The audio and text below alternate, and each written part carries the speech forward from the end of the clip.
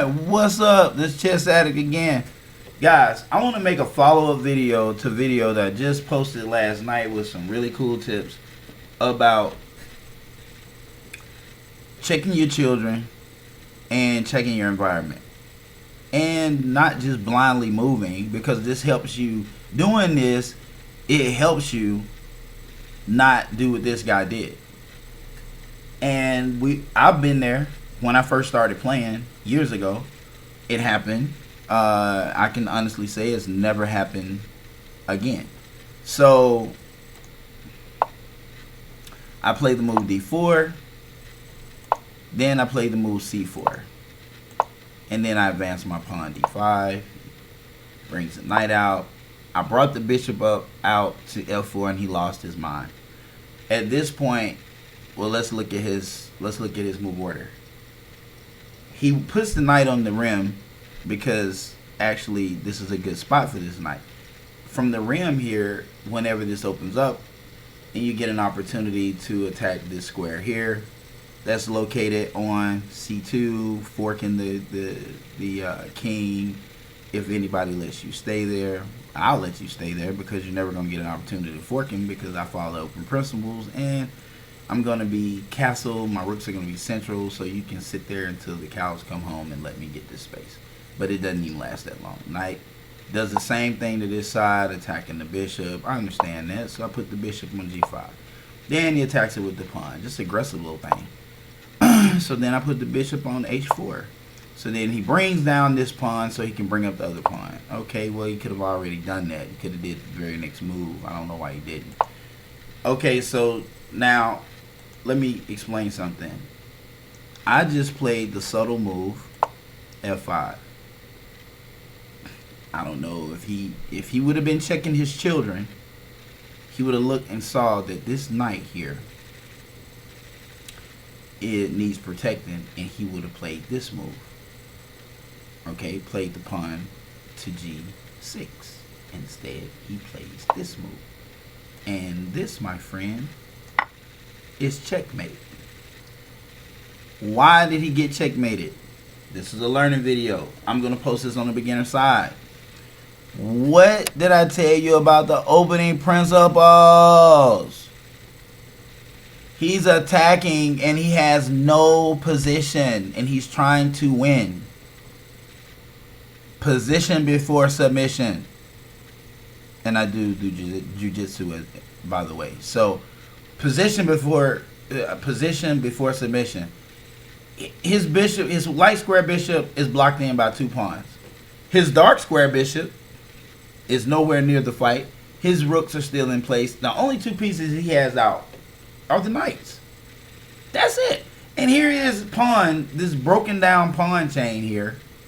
This, not, what do you call that? It's just all up here on the, yeah, it's on my side, and so I don't care, because you're just moving. You're just moving pieces and you're being annoying, and then you got checkmated.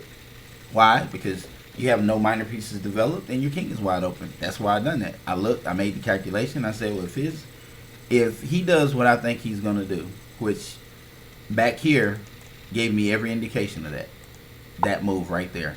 I said, okay, so he's gonna move up this bishop all the way up here like a moron,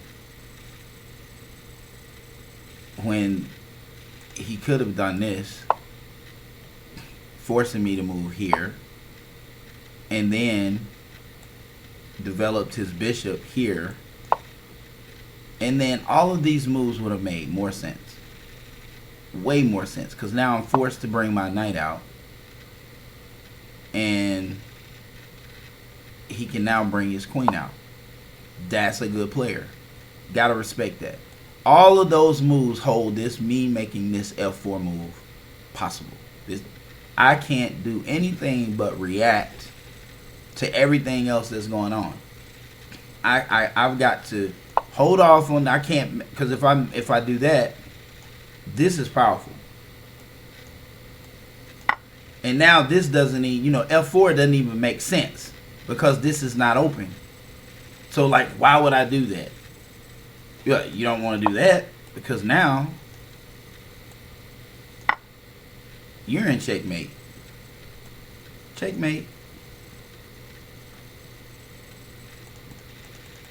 So going back.